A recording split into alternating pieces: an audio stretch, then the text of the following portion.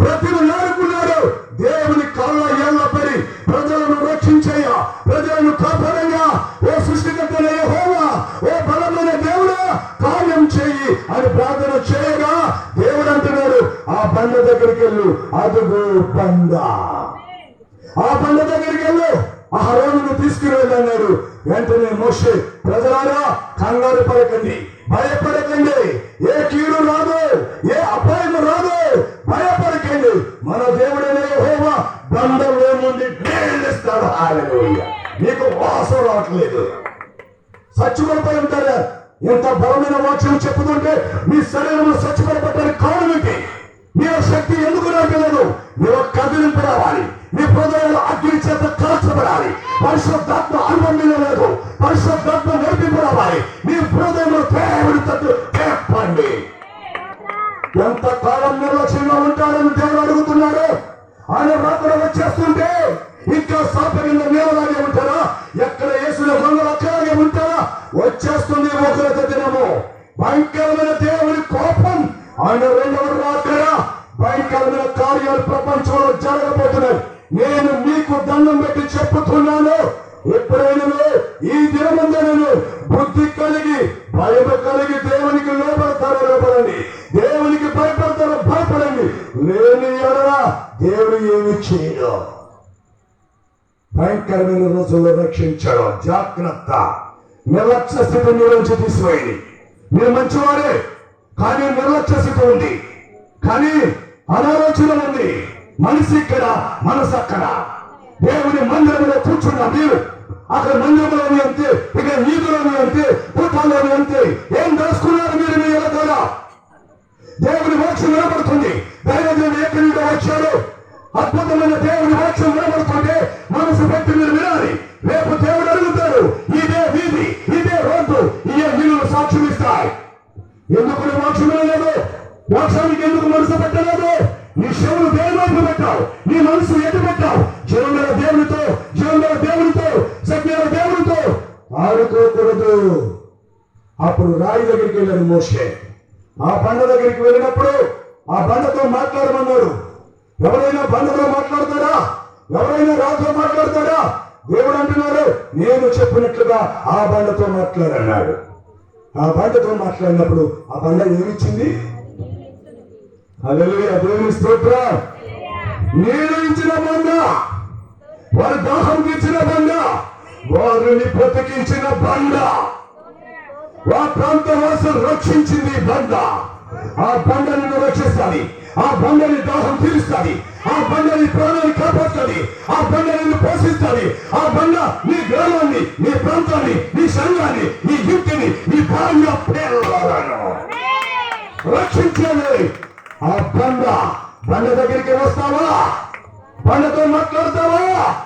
బండలో జీవం లేదనుకుంటున్నావా? ఆ బండ ఎవరో తెలుసా? ప్రాణం పెట్టినా, రక్తం కాచినా, దెబ్బలు తిన్నా, ఏడ్చ రోదన చేసి నీ కోసం, నా కోసం వ్యాధులు అనుభవించి మహాశ్రమ అనుభవించిన యేసుక్రీస్తు స్వామి. హల్లెలూయా. ఎలా మా దేవుని వాక్యం అంటే? వాక్యం యొక్క మర్మము తెలుసుకో. వాక్య మర్మం తెరవాలని దేవుడు అక్కడి నుండి సొలొమోనుకి ప్రేరేపణ చేసి, ఆ ప్రేరేపణ వల్ల నన్ను పిలిచి బలమైన వాక్యం చెప్పుకుంటే విని భద్రపరచుకోండి సంగమా. ఆ బండ తీస్తే ఆ బండ ఏంటో చూడండి, అక్కడ చూడండి. కొరింథీయులకు రాసిన పత్రిక 10వ అధ్యాయం 1వ వచనం గబగబా తీయాలి. 1 కొరింథీయులకు రాసిన పత్రిక 10వ అధ్యాయం 1వ వచనంలో ఆ బండ ఎవరు? ప్రజల దాహం తీర్చిన బండ, ప్రజలను ప్రాణాలు కాపాడిన బండ, ప్రజలను కాపాడింది ఆ బండ. బండలో నుండి నీళ్లు వచ్చాయి. బండతో మోసే మాట్లాడాడు. మోసే బండతో మాట్లాడితే నువ్వు దేవునితో మాట్లాడలేవా? నీ సమస్య దేవునితో చెప్పలేవా? నీ కష్టం దేవునితో చెప్పలేవా? ఆయన నీ కోసం మాట్లాడే దేవుడు. ఆయన మూగ విగ్రహము కాదు. మూగ బొమ్మ అనుకుంటున్నావా? నీ దేవుడు యెహోవా.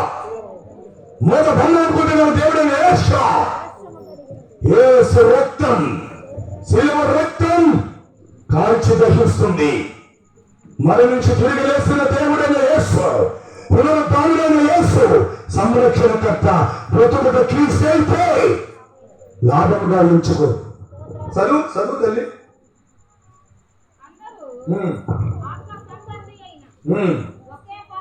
నువ్వు ఆగితే చదువుతున్నామా? చదువుకో, బాగానే చదువుతున్నా కానీ ఆగితే చదువుతున్నావు. ఆగదు, ఆగమన్నప్పుడు ఆగు.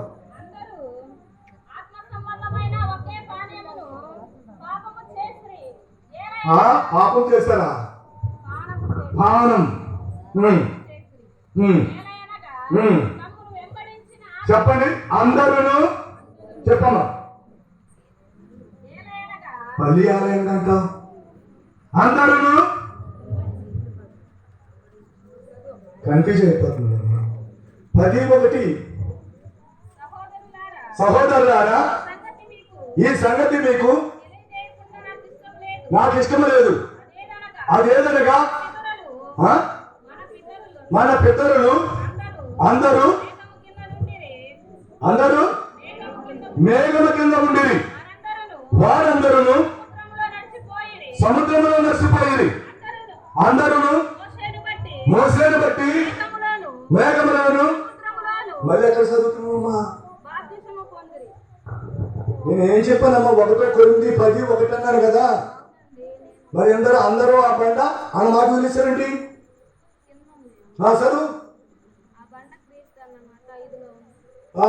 ఇంకా 10 నిమిషాలు 4 నిమిషాలు.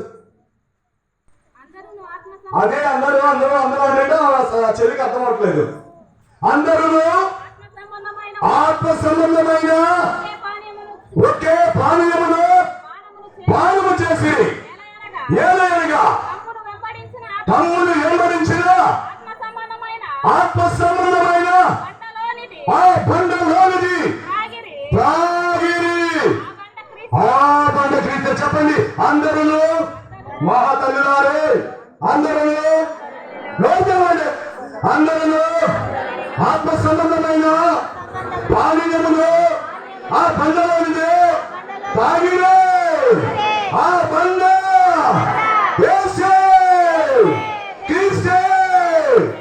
బాగా నేను అడుగుతాను, మీరు అలా ఉండండి. మీ ఇంటికి వెళ్ళి మా ఇంటికి వెళ్ళి మరి మీకోసం అడుగుతున్నానులే, మీకోసం ఏడుతున్నాను, మీకోసం. ఎందుకో మీకు నాకు లింక్ పెట్టాడు దేవుడు. ఈ కొచ్చెర్ల గ్రామానికి నాకు 10 సంవత్సరాలు 12 సంవత్సరాలు అయిపోయింది. అప్పుడప్పుడు పంపుతున్నాడు, కానీ నా పట్ల నీకు ప్రేమ కలగట్లేదు. ఓకి వెళ్ళిపోతాడులే, ఏదో రకంగా మొక్కు పడిపోతుందని వెళ్ళి కూర్చున్నావే, గోడ నుంచి వచ్చాడు, లేకపోతే బాగోదు అని వస్తున్నారో లేకపోతే మరి మనసులోనే వస్తున్నారు. ఆ బండలో నుండి నీళ్లు త్రాగారు. ఆ నీళ్లు జీవజలపు ఊట. ఆ నీరు నిన్ను బ్రతికిస్తుంది. ఆ నీరు నీకు ప్రాణాన్ని ఇస్తుంది. ఆ నీరు నీకు శక్తిని ఇస్తుంది. ఆ నీరు నీకు దాహం తీరుస్తుంది. ఆ నీటి యొద్దకు వస్తావా? ఆ దాని యొద్దకు వస్తావా? ఆ బండ యొద్దకు వస్తావా? ఆ బండ ఎవరో తెలుసుకుంటావా? దేవుని కుమారుడైన యేసుక్రీస్తు అనే బండ, యేసుక్రీస్తు అనే బండ, యేసుక్రీస్తు అనే బండ. ఆ బండే నీ కుటుంబాన్ని, నీ గ్రామాన్ని, నీ దేశాన్ని, నీ పిల్లలను, నీ కుటుంబాన్ని కాపాడే బండ. ఎలాకాలం అనుకుంటున్నావు? ఆ బండ అంటే ఈ బండ దగ్గరికి రండి, ఈ బండను కలవండి, ఈ బండతో మాట్లాడండి. మంచిది. ఇలాకేమో అహరోను మోసే గారు వచ్చి బండతో మాట్లాడమని యెహోవా దేవుడు చెప్పాడు. ఇంత గుండా ప్రశ్నిస్తున్న వ్యక్తిని ఎంత బాధపడి చెప్తుంటే మీరు ఏమైనా కొవ్వొట్టున్నాళ్ళే భాషగా అనుకుంటున్నారు. మరి కొవ్వేం లేదమ్మా, దేవుని శక్తి. ఏ శక్తి? పరిశుద్ధాత్ముడు నా మీదకి వచ్చినప్పుడు మీరు తెలుసుకోవట్లేదు. అప్పుడు సిగ్గుపడిపోతున్నాడు. పరిశుద్ధాత్ముడు డైరెక్ట్ గా ఇక్కడికి వస్తుంటే మీరు ఎలా చూస్తున్నారంటే మీరు ఆకర్షింపబడతలేదు. మీలో ఉద్రేకం రావాలి, మీలో సంతోషం ముట్టుకు రావాలి. మీ హృదయాలు దగదగ మండుతూ ఉండాలి. శక్తివంతులు అయిపోవాలి, విజృంభణ చేయాలి. స్వచ్ఛపడిపోయిన వాళ్ళగా ఎంతకాలం ఉంటారు? ఎంతకాలం స్వచ్ఛపడిపోయి ఉంటారు? ఈ వేళైనా రేపైనా ఏదో ఒక రోజున ఈ దేహం విడిచి, ఈ గ్రామం విడిచి, లోకం విడిచి వెళ్ళవా నీవు? అప్పుడు ఎక్కడికి వెళ్తావు నువ్వు? ఆ బండ నీకు కనపడుతుంది అక్కడ. నేను నిర్లక్ష్య స్థితి, జాగ్రత్త. ఇంకొక విషయం ఏంటంటే దేవుడు బండతో మాట్లాడారు కదా. అహరోను మోసేలు నీళ్ళిచ్చారు. వాళ్ళ దూడలు, వాళ్ళ ఆవులు, వాళ్ళ పొలాలు నీరుతో సమృద్ధి వాళ్ళు బ్రతికారు. మరొక్కసారి దేవుడు అంటున్నాడు, మోషే ఇలాగా నేను ప్రభా ఈసారి నువ్వు బండ దగ్గరికి వెళ్ళి బండను కొట్టు అన్నాడు. ముందేమో బండను కొట్టమన్నాడు. ఏమన్నాడమ్మా? బండను కొడితే బండలో నుండి మంచి జీవజలము వస్తుందండి. ఆ చేతి కర్ర పట్టుకెళ్ళి ఆ బండ దగ్గరికి వెళ్ళి కొట్టాడండి. పాపం కొట్టిన తర్వాత ఆ బండ దెబ్బలు తిని నీ కోసమే నా కోసమే దెబ్బలు తింటా, అది దెబ్బలు తిని తనలో దాగిన నీరునిచ్చింది. బండ నోరు తెలిసింది. కొట్టినప్పుడు లోపల నీళ్లు పట్టుకొచ్చింది, తాగారు. మళ్ళా దేవుడు అన్నాడు బండతో మాట్లాడన్నాడు. మాట్లాడటం మానేసి మళ్ళీ బండను కొట్టారు. కొట్టొచ్చా?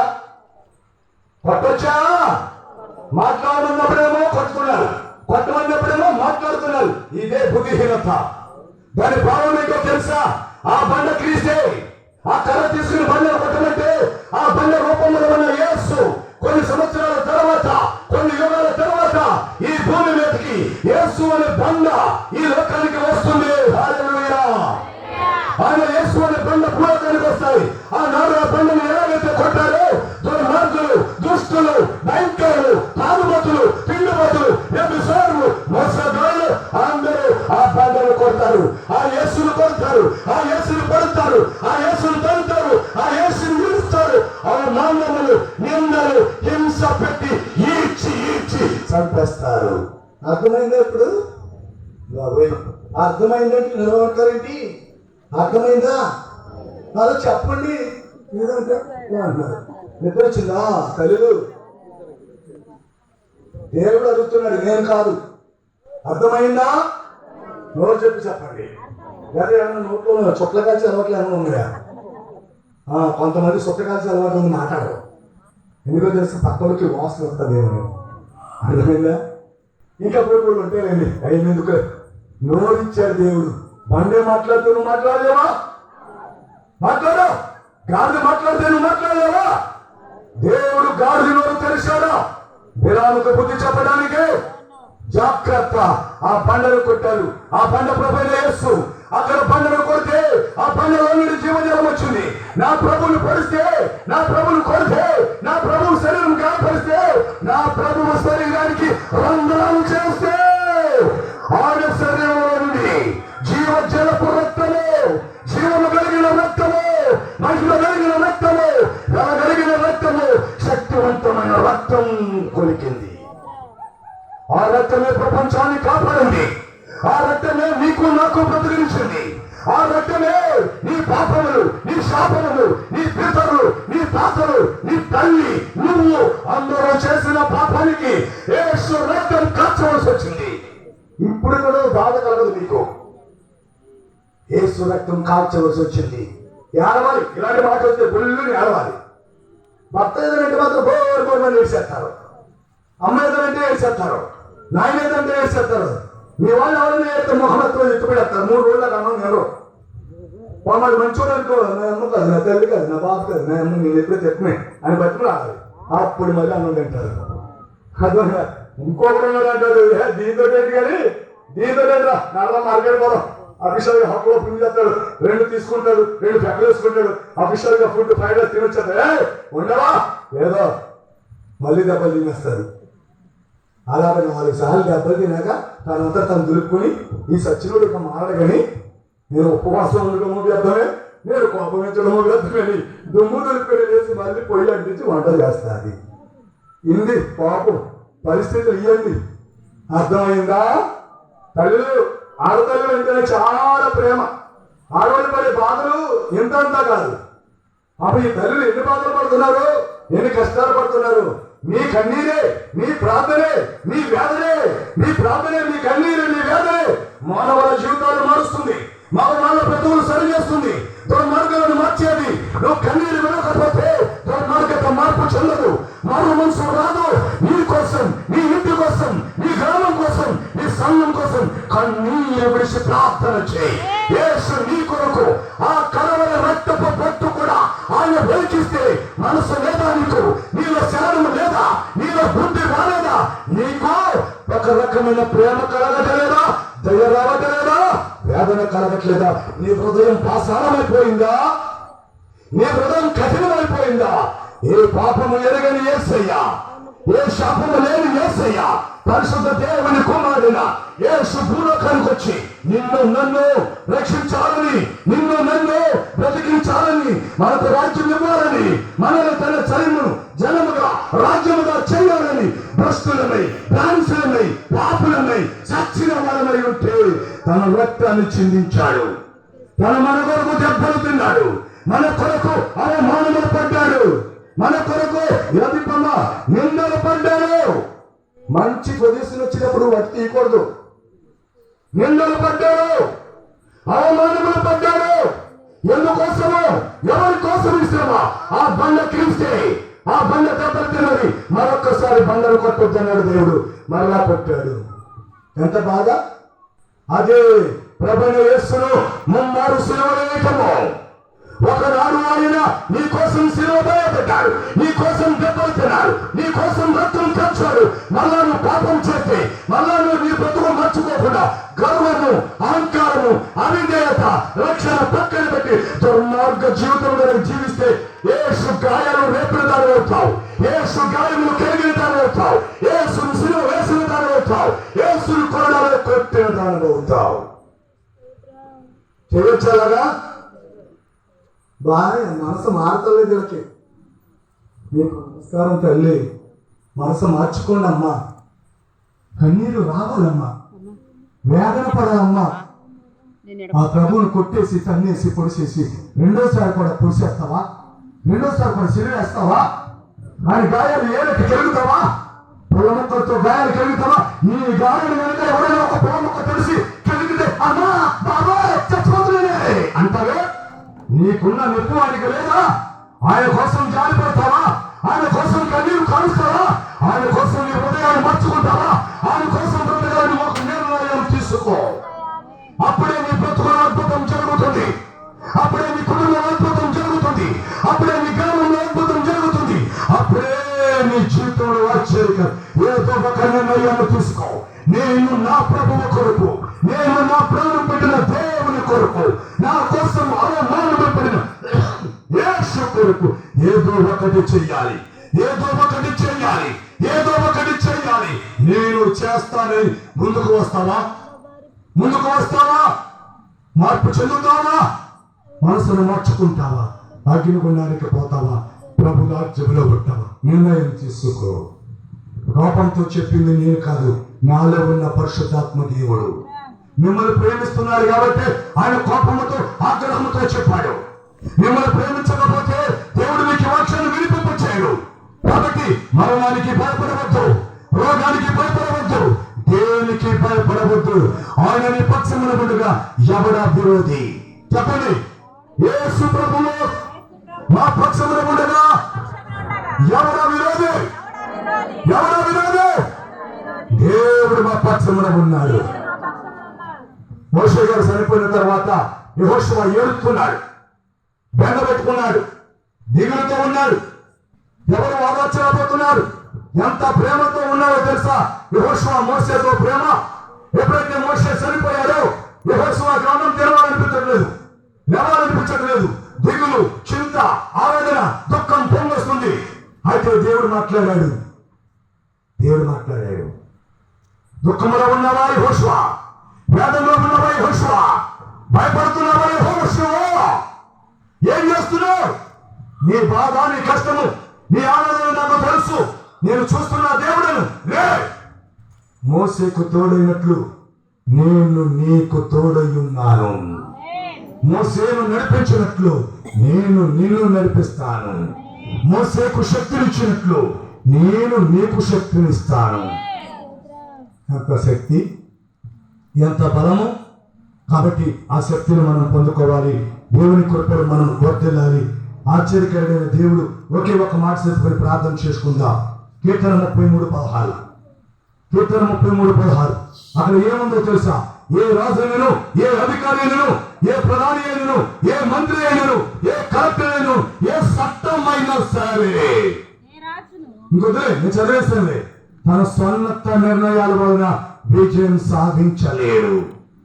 దైవ సత్యము కాదని, దేవుడు కాదని, నీ బలమా, నీ ఆస్త, నీ డబ్బా, నీ ఉద్యోగమా, నీ పదవా, హోదా, ఏది నెరవేర్చదో ఆయన చిత్తం జరగాలి. ఎవరి చిత్తం?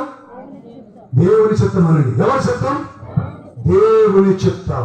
యుద్ధంలో నెగ్గాలంటే దేవుని చిత్తం, పరీక్షలో పాస్ అవ్వాలంటే దేవుని చిత్తం, పిల్లలు పుట్టాలంటే దేవుని చిత్తం, నీకు పెళ్ళవ్వాలంటే దేవుని చిత్తం, నువ్వు ఇల్లు కట్టాలంటే దేవుని చిత్తం, నీ అప్పులు తీరిపోవాలంటే దేవుని చిత్తం, నీ పంట పండాలంటే దేవుని చిత్తం.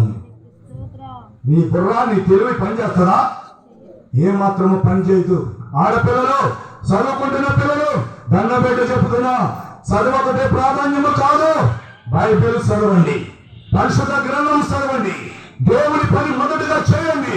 మీ జీవితాలు కడతాడు దేవుడు, మీ బ్రతుకులు కడతాడు దేవుడు, మీ లైఫ్ లో ఆకాశం అంతా ఎత్తెరుగుతాయని ఆడపిల్లలకి మగపిల్లలకి చెప్తున్నాను, తల్లికి చెప్తున్నాను. రాకడ వచ్చేస్తుంది. ఆఖరి మాట కీర్తన 34:5. కీర్తన 34:5.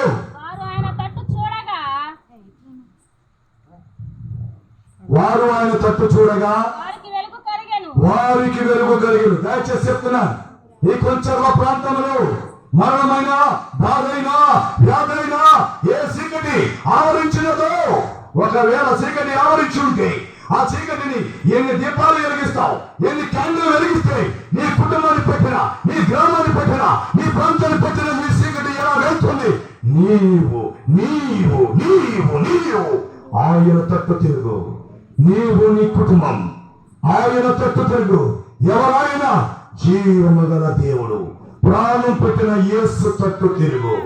వారు ఆయన తట్టు చూడగా వారి ముఖములకు వెలుగు కలిగెను, వారిని ఆవరించిన చీకటి పారిపోయింది.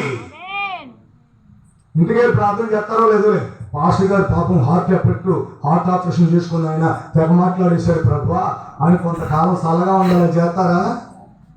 ఎంతమంది చేస్తారు? అయ్యో నా తల్లులు ఎంత మంచి వాళ్ళు, చెల్లెళ్ళు, తల్లులు, అక్కలకి మీకు వందనాలమ్మా. మంచిది మంచిది మంచి మనస్సు, ఏమి స్తోత్రం. మనము ఆయన తట్టు చూస్తే చీకటి పారిపోతుంది, కీడు పారిపోతుంది, మరణం పారిపోతుంది. రాత్రి చెప్పాను, మరణమును చెప్పండి, మర్చిపోయావా? మరణమును తప్పించుట యెహోవా వశం. మంత్రం చెప్పారు మీకు, ఆ మంత్రం మీరు నేర్చుకోలేదు. గొప్ప మంత్రం తెలుసది. మంత్రం అంటే ఆ మంత్రం కాదు, మనకే ఉన్నాయి మంత్రాలు, ఈ జీవం కలిగిన మంత్రాలు, అవి గాలి మంత్రాలు. మరణమును తప్పించుట యెహోవా వశం. చెప్పండి, రోజు పలకండి మాట. ఎందుకంటే మరణం అన్నవాడు, ఆ మృత్యు అన్నవాడు పక్కనే తిరుగుతూ ఉంటాడు. నిజంగా చెప్తున్నాను, రోజు తిరుగుతాడు. నువ్వు పడుకున్నప్పుడు కూడా నీ పక్కనే ఉంటాడు.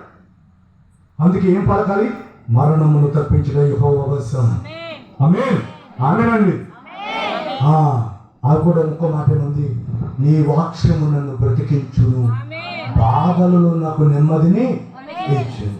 ఆ మాట కూడా చెప్పండి, నీ వాక్యము నన్ను బ్రతికించును ప్రభువా, బాధలలో నాకు నెమ్మది. వారు ఆయన తట్టు చూడగా వారి ముఖములకు వెలుగు కలిగెను. మీరు మీ గ్రామం, మీరు మీ సంఘం ప్రార్థన చేయగా, దేవునితో చూడగా, దేవుని తట్టు చూడగా, దేవుని బ్రతుకులాడుకోగా, ఆయన దగ్గర ఉపవాసముని మొదలు పెట్టగా ఆయన మీ వైపు వెలుగును పంపుతానంటాడు. ఆమె మీ ప్రాంతంలో ఉన్న చీకటి వెళ్ళిపోతుంది. ఆమె హల్లెలూయా, దేవుని స్తోత్రం.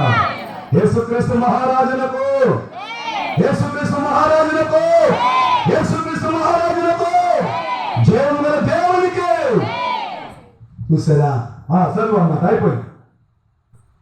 వారు ఆయన తట్టు చూడగా వారికి వెలుగు కలిగెను, వారి ముఖము ఎన్నడూ లజ్జింపకపోవును. అదేనా? వారి ముఖములు ఎన్నడూ లజ్జింపకపోయిను. ఈ దీనుడు మొదలుపెట్టగా యెహోవా ఆలకించును. అతని శ్రమలన్నిటిలో నుండి అతన్ని విడిపించి రక్షించును.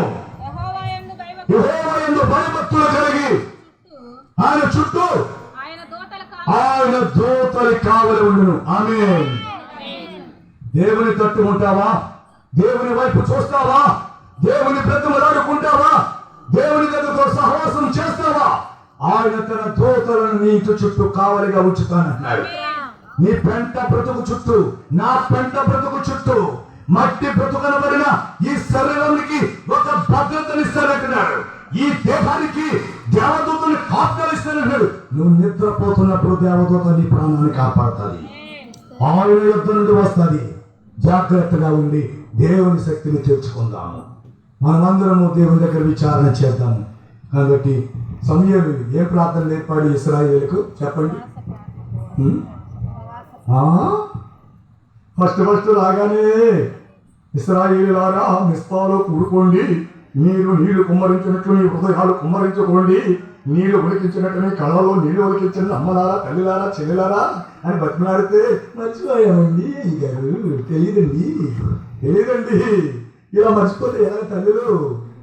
ఆ దుష్టుడు వచ్చేసి మీ దగ్గర ఎత్తుకుపోతుంటే మీరు ఒట్టోళ్ళు అయిపోతారు. ఏమైపోతారు? ఒట్టోళ్ళు అయిపోతారు. అక్కడక్కడ దెబ్బలాడుకున్నారనుకో, అమ్మా ఎన్ని అక్క చెల్లి చెప్తావా? అది ఎన్ని తిట్టిందో చెప్తాను. అది నేను పనికిమాలదానా అన్నది, నేను చూసానండి. అది నేను పనికిమాలదానా అని పచ్చాలన్నది. నువ్వు నాశనం అయిపోతావు. ఈ చెప్తాడే ఈ గుర్తుంటాయి. యెహోవా ఉత్తముడిని చూసి తెలుసుకుని వాక్యం మార్చిపోతాం. ఆయనతో సహవాసం చేద్దాం, వాక్యాన్ని బుర్రలో పెట్టుకుందాం. ఈ కొచ్చెల గ్రామము ఆశీర్వదింపబడి దీవింపబడును గాక. సమస్త వ్యాధుల బాధల నుండి, మరణ బాధల నుండి, మరణ వ్యాధుల నుండి ఆకాశమందు ఆశీనుడైన నా దేవుడైన యెహోవా తన ప్రియ కుమారుడైన యేసుక్రీస్తు వారి యొక్క మరణ జీవ పునరుద్ధాన శక్తి గల ఆయన అమూల్య రక్తములు, ఆయన పునరుద్ధానములు సమస్తము ఓడిపోవును గాక. ఏ ప్రాంతానికి సమాధానం, మనకి సమాధానం, సంఘానికి సమాధానం, నాకు సమాధానం, సమాధానకర్తైన దేవుడు మనకు సమాధానం ఇచ్చునుగా. ఆమె వందనాలు. ఓపుతో మీరు విన్నారు. ఇంటికి వెళ్ళి తిట్టుకోకండి. కలిసేసి ప్రార్థన